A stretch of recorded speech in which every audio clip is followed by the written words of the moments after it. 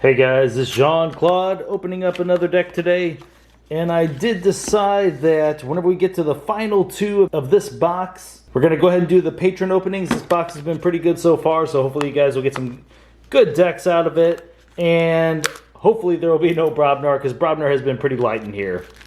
Alright, let's see what we got inside this thing. Red Archon, Untamed, oh gosh, Brobnar. Why did I say anything? And Star Alliance. Just a CR, Ganymede City Cane. Weird name. Looks like we got, what, 6 arms here. Maybe some sort of shockwave, sound waves coming out of it. Sort of an omnipotent looking Archon. Alright, let's see what we got inside this thing. And maybe because we have Brobnar here, hopefully the patrons won't get Brobnar. Just get rid of all the bad jujus right now.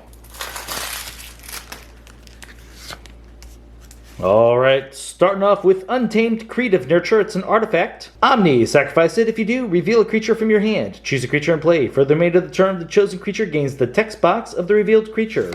Might have some... Okay, 2 of them are in here. This card could be interesting, I guess, with the Star Alliance creatures. I'm not sure what to expect. Unsuspecting Prey. Deal 2 damage to up to 3 undamaged creatures. A second one of those. Okay, multiples the deck already. The Fittest. Amber whenever you play it. Give each friendly creature a +1 power counter. Okay, and 2 of those. Tantadilin. 9 power. Only deals 2 damage when fighting. Fight. Discard a random card from your opponent's archives. Rust Nar. 4 power. Fight. Destroy an artifact. If that artifact had an amber bonus, you gain that much amber. A second one of those. Weird. Molfin. 3 power. Hazardous 3. After amber is stolen from you, deal 1 damage to each enemy creature for each amber stolen. Harmonia, 2 power elusive. After you play a creature, if there are more enemy creatures than friendly creatures, gain an amber. Lately, we've been opening up the Harmonia in 2s. This would be a crazy deck to have it in 2s, but I think this is the last card, right? No. Deepwood Druid, 3 power deploy. Play Reap, fully heal a neighboring creature. And now we're on to Star Alliance. It's Ingram's Blaster. It's an upgrade, and whenever you play it. This creature gains Fight Reap. You may deal 2 damage to a creature, or attach the Blaster to Medic Ingram. After you attach the Blaster to Medic Ingram, fully heal a creature. Okay, pretty interesting. Disruption Field. It's an upgrade, and whenever you play it. Your opponent's keys cost +1 amber for each disruption counter on this card. This creature gains Fight Reap. Put a disruption counter on it. Okay, good way to make your opponent's keys cost more. And another upgrade. Stunner. It's an upgrade, and whenever you play it. This creature gains Fight Reap. You may stun a creature. It's a pretty good card. And a second one of those. Wow, a lot of upgrades in Star Alliance today. Nurse Soto, 3 power deploy. Play Fight Reap. Heal 3 damage from each of Nurse Soto's neighbors. Navigator Ali, 3 power. Play Fight Reap. Look at the top 3 cards of your deck and put them back in any order. CXO Tabber, 3 power. Fight Reap. You may play or use 1 non-Star Alliance card this turn. Censor Chief Garcia, 3 power. Play Fight Reap. Keys cost +2 amber during your opponent's next turn. Oh, another one of those. There's that Medic Ingram, 3 power. Play Fight Reap. You may heal 3 damage from a creature and ward it.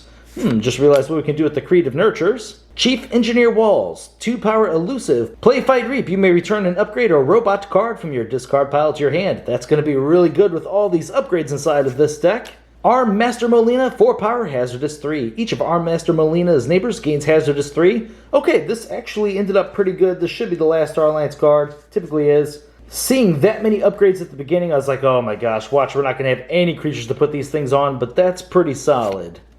And oh no, Brobnar. Oh, War Grumpus of all cards. Why?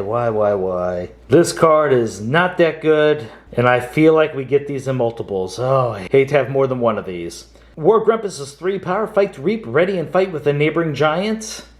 Of course, there's a second one. Oh my lord.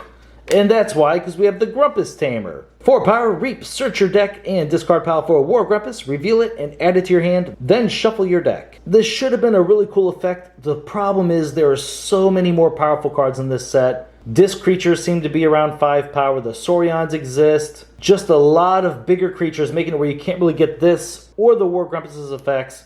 Just all around bad for Brobnar. Ogopogo, 6 power. After it attacks and destroys a creature, you may deal 2 damage to a creature. That's at least a good card. Flamewake Shaman, 4 power. Play, deal 2 damage to a creature. Warrior's Refrain, Amber whenever you play it. Stun each creature with power 3 or lower. Shorty, 4 power. Assault 4. Reap, Enrage Shorty. This is a good card. Narp, 8 power, 1 armor. Its neighbors cannot reap.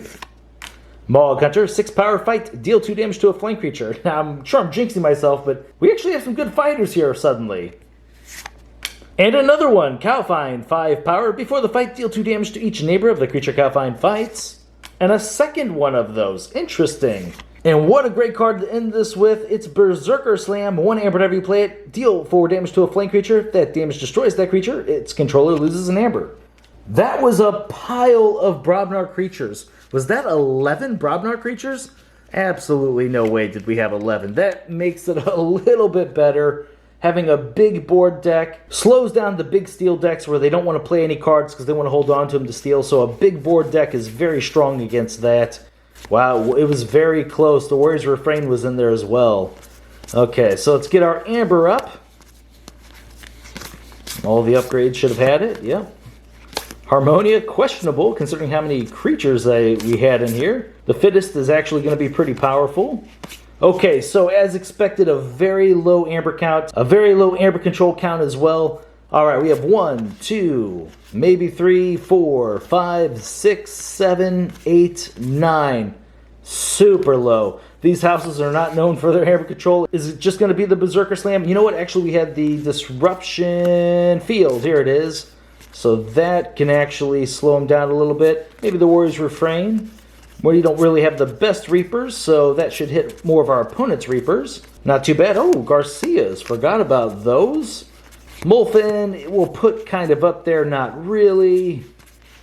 And Creative Nurture, actually because of these Garcias, they might count as one. We're not going to count it, but within a game, it could actually be some amber control.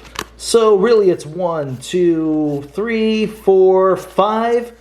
More than I was expecting after you see these 3 particular houses. That itself is pretty good. Okay, let's pull up the creatures because we have a lot of those.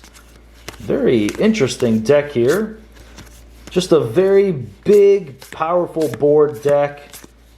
Worlds Collide did make board decks a little bit better overall. Got a lot of tools even within the creatures. Got some good fighters, except for in Brobnar. But in this one, we do have it in Brobnar, so that's kind of crazy to think about. Total creatures, we have 1, 5, 10, 15, 20,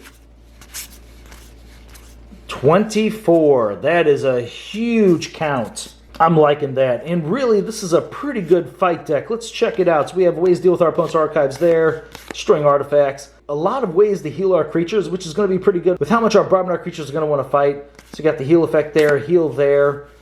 Medic Ingram is helping heal and putting the ward on there. Pretty sweet.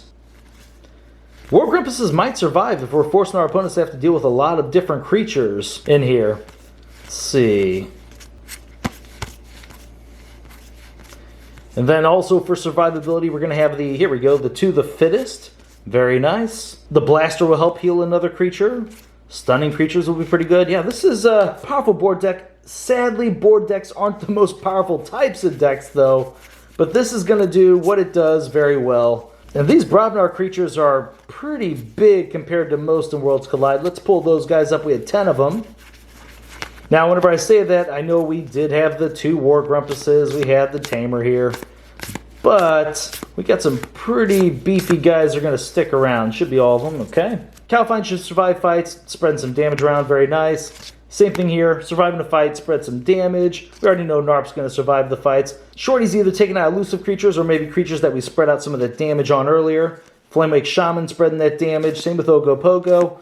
Yeah, the Brobnar, surprisingly good. Not necessarily the best house in here, but it's pretty dang close. I think that's going to go to Star Alliance because it actually has some Amber control, Amber itself. And I think our best bet for that Disruption Field is going to be putting it onto one of the bigger Brobnar creatures, probably the Narp. We're going to have a lot of ways to potentially heal it. That's pretty much how we're going to have to win the game. Let's pull that up. It's going to be the Narp. Maybe put some upgrades, have the healers right next to it. Let's see here. Disruption Field, so I can just keep fighting. Keep it going indefinitely, well, at least until our opponents find some sort of direct removal for it.